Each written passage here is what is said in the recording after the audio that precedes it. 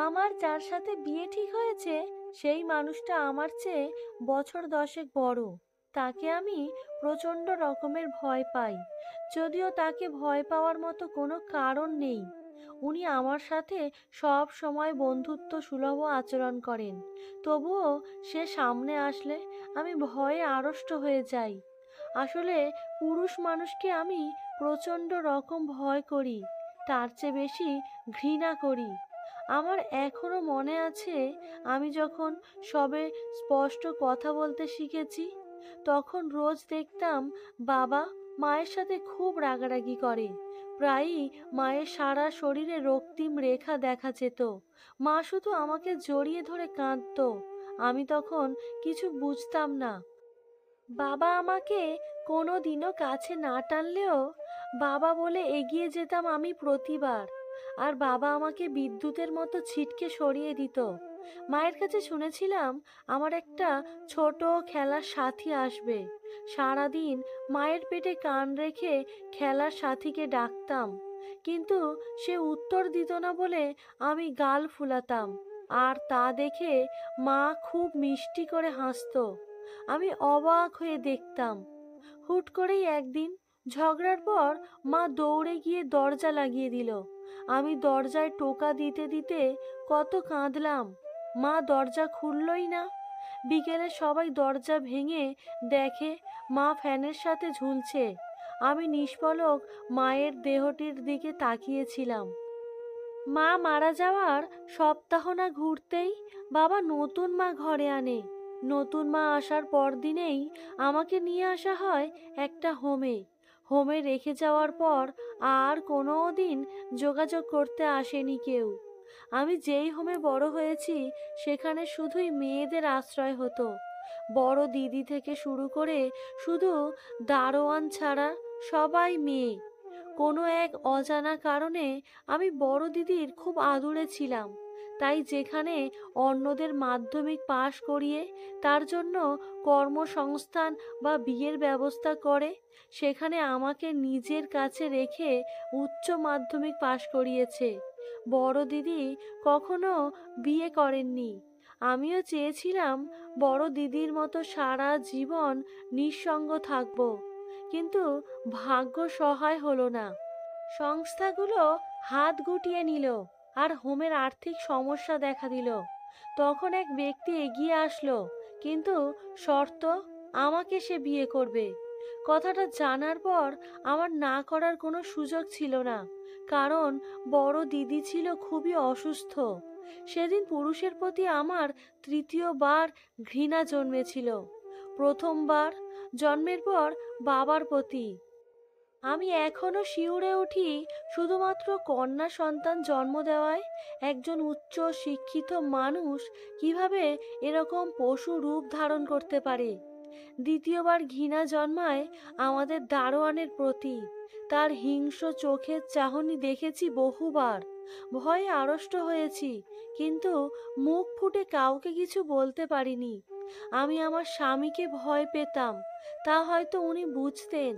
একদিন আমার সামনে বসে আমার হাত দুটো নিজের হাতের মধ্যে নিয়ে চোখের দিকে তাকিয়ে বলল, আমি জানি তুমি আমাকে প্রচণ্ড ঘৃণা করো। তোমাকে বিয়ে করার পিছনে আমার কোনো অসৎ উদ্দেশ্য নেই। তুমি জানো আমার আত্মীয় স্বজন কিছু নেই। আমি শুধু আমার সম্পত্তি যোগ্য কারোর হাতে তুলে দিতে চেয়েছিলাম, যে এর অমর্যাদা করবে না। তুমি যেই হোমে থাকো ওই হোমের দান করতে চেয়েছিলাম সম্পত্তির 1/3। কিন্তু সেখানে যাওয়ার সময় তোমাদের দারোয়ানের কথোপকথন আমার কানে চলে আসে। সে কারোর সাথে মিহিলা নামক কোনো মেয়ের সতীত্ব হরণের নীল নকশা তৈরি করছিল। তখন তোমাদের বড় দিদির মাধ্যমে তোমাকে চিনি, আর মনে হলো তোমাকে বাঁচানোর এটাই একমাত্র উপায়। তুমি চাইলে এখন ডিভোর্স নিতে পারো। সব তোমার নামে দলিল করা আছে, শুধু তোমার স্বাক্ষর বাকি। আমি না হয় আমার অন্য কোনো ফ্ল্যাটে চলে যাব। বিগত 6 মাসে নিশ্চয়ই তুমি বাইরের পরিবেশের সাথে মানিয়ে চলতে শিখে গেছো। এখন আশা করি কোনো সমস্যা হবে না। এগুলো বলেই উনি উঠে চলে গেলেন। আমি লক্ষ্য করলাম ডিভোর্সের কথা বলার সময় ওনার কথা আটকে আসছিল, চোখ ছলছল করছিল। আচ্ছা, এই অনুভূতির নাম কি? আমার জানা নেই। সেদিনের পর আশ্চর্য হয়ে লক্ষ্য করলাম লোকটাকে। আমার ভালো লাগতে শুরু করলো। নিজের অজান্তেই একদিন রাতের বেলা তার বুকে মাথা রেখে গুটিসুটি মেরে শুয়ে পড়লাম।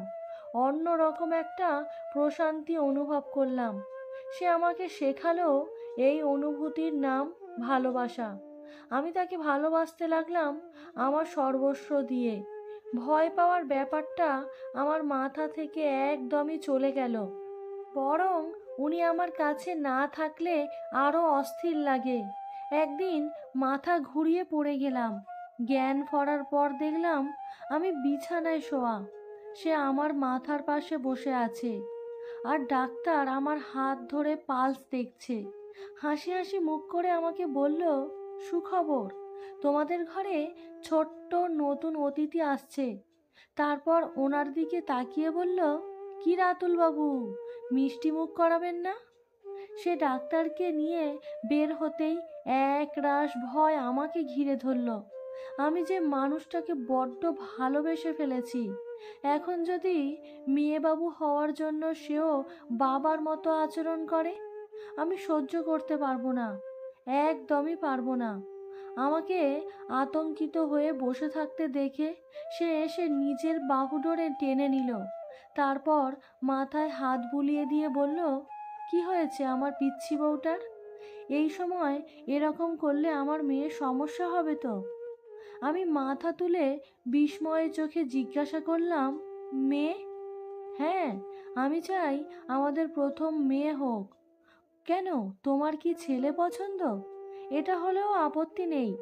তা না, কিন্তু তোমার মেয়ে অপছন্দ না? মেয়ে হলে আমার সাথে দুর্ব্যবহার করবে না? তোর পাগলি, কি বলছো এইসব? মেয়ে অপছন্দ হবে কেন? মেয়ে হলো মায়ের জাত, আর মেয়েরা দেখতেও কি সুন্দর। আমি কিছু না বলে তার বুকে ঝাঁপিয়ে পড়লাম। চোখে স্রোত বইছে, কিন্তু তা দুঃখের নয়। সুখেও মানুষ কাঁদে, তা আজ বুঝলাম। আজ উপলব্ধি হলো পৃথিবীর সব পুরুষ এক নয়।